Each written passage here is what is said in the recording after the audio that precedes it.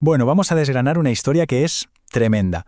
Mezcla el colapso de una criptomoneda con una crisis de credibilidad política que lo sacude todo. Y lo más increíble es que el detonante de todo esto fue un simple tuit. Todo estalló, de repente, un 14 de febrero de 2025, el día de San Valentín. Un tuit del presidente de Argentina fue la chispa que encendió una auténtica tormenta financiera. A ver, miremos la línea de tiempo porque es clave para entender la velocidad de todo esto. 10 de la noche. El presidente Milei publica el tuit. 15 minutos después, el valor de la cripto se va a las nubes, miles de personas invirtiendo a toda prisa. Pero ojo, para las 11:30 de la noche, se desploma. Cae a casi cero. O sea, estamos hablando de un ascenso y una caída brutal en menos de 2 horas. El detonante, ese tuit presidencial. Este esquema tiene un nombre, se conoce como Pump and Dump. Es una maniobra de fraude bastante clásica. Básicamente se infla el precio de algo con publicidad engañosa para después venderlo caro, dejando a la mayoría con un activo que no vale nada. Y esta es precisamente una de las acusaciones centrales en todo este caso. Pero claro, a medida que avanza la investigación, todo apunta a que ese tuit no fue un acto espontáneo. Más bien, parece ser la punta del iceberg de un plan mucho más grande y antiguo para, literalmente, monetizar la presidencia.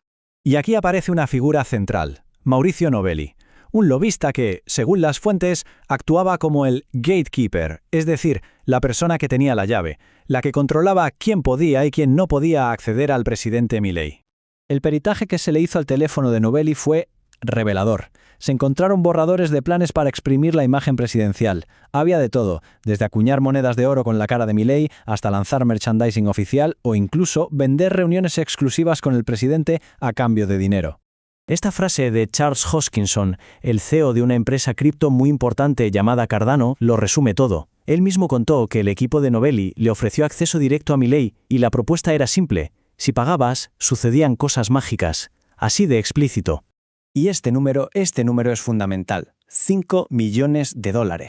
Es la cifra que aparecía en un borrador de contrato hallado en el teléfono de Novelli. El borrador detallaba un esquema de pagos a cambio de que la presidencia promocionara ciertos proyectos de criptomonedas. Así que vamos a meternos de lleno en la evidencia, porque lo que había en el celular de Novelli es lo que convierte una serie de sospechas en una investigación con pruebas muy, pero muy concretas. Aquí tenemos el primer gran choque. Por un lado, la versión oficial del presidente Milei fue que él estaba navegando por Internet, vio este proyecto Libra, le pareció interesante y, así de la nada, decidió compartir el código del contrato. Pero, por otro lado, los peritos declararon bajo juramento algo demoledor, que ese código de 44 caracteres simplemente no estaba en ningún sitio público de Internet en el momento en el que el presidente lo tuiteó. Y hay más. Los registros telefónicos muestran una comunicación directa entre Novelli y el presidente Milei justo un minuto antes de que saliera el famoso tuit. Esto sitúa a los dos actores clave en contacto en el momento más crítico de toda la operación.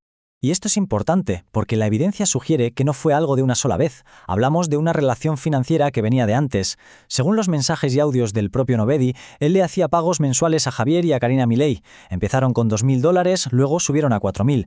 Y lo más llamativo es que estos pagos, según la evidencia, siguieron incluso después de que Milei llegara a la presidencia.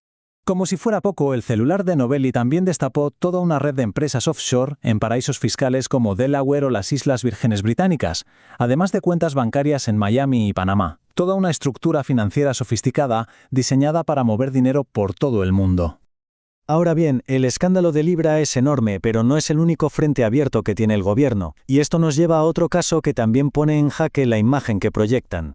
Y aquí entra en escena Manuel Adorni, el vocero presidencial. Él se vio envuelto en otro tipo de polémica, una que no tiene que ver con criptomonedas, sino con un estilo de vida que para muchos choca de frente con el discurso oficial anticasta. Vamos por partes. Primero, un viaje en jet privado a Punta del Este. La explicación oficial fue que Adorni pagó su parte, unos $3.600, pero el viaje costaba casi $8.000. La pregunta es obvia, ¿quién pagó el resto? Después, la compra de una casa en un country de lujo. La explicación fue que la compró su esposa, pero sigue la duda sobre el origen de los fondos. Y por último, el negocio de coaching de su esposa, que tiene entre sus clientes a una empresa naviera con contratos con el Estado. ¿Hay un conflicto de intereses ahí? Son muchas preguntas sin respuesta. Y lo que hace que todo esto sea tan explosivo políticamente es el contraste. La imagen de un alto funcionario volando en jets privados o viviendo en barrios de lujo choca de frente con la principal promesa del gobierno, la de ser diferentes a la casta política tradicional. Entonces, cuando se juntan estos dos escándalos, el de Libra y el de Adorni, lo que vemos es un gobierno que se enfrenta a una crisis de credibilidad muy, muy profunda. ¿Y cuál ha sido la respuesta oficial ante todo esto? Bueno, en lugar de dar explicaciones, la estrategia parece haber seguido un manual de 3 pasos.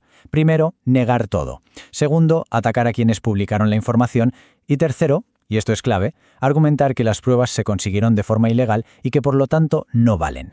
En la jerga legal, a esta estrategia se la conoce como la doctrina del fruto del árbol envenenado. La idea no es discutir si lo que se encontró en el teléfono es verdad o mentira. No. El objetivo es que un juez anule toda la evidencia argumentando que se obtuvo de manera ilícita. Hay una reflexión muy interesante del periodista de investigación Hugo Alconada Mon. Él dice algo así como: el caso Libra es, sin duda, más grave desde lo legal, pero el caso Adorni es más potente. ¿Y por qué? Porque, como dice él, golpea por debajo de la línea de flotación. Afecta directamente la narrativa, el relato del gobierno. Es mucho más fácil de entender para cualquiera y, claro, destroza esa imagen anti-establishment. Y todo esto nos deja con una pregunta final, que es la que queda flotando en el aire. Con toda esta evidencia sobre la mesa, ¿qué va a pesar más al final? ¿La búsqueda de justicia o una estrategia política enfocada en deslegitimar la investigación misma? La respuesta, por ahora, está abierta.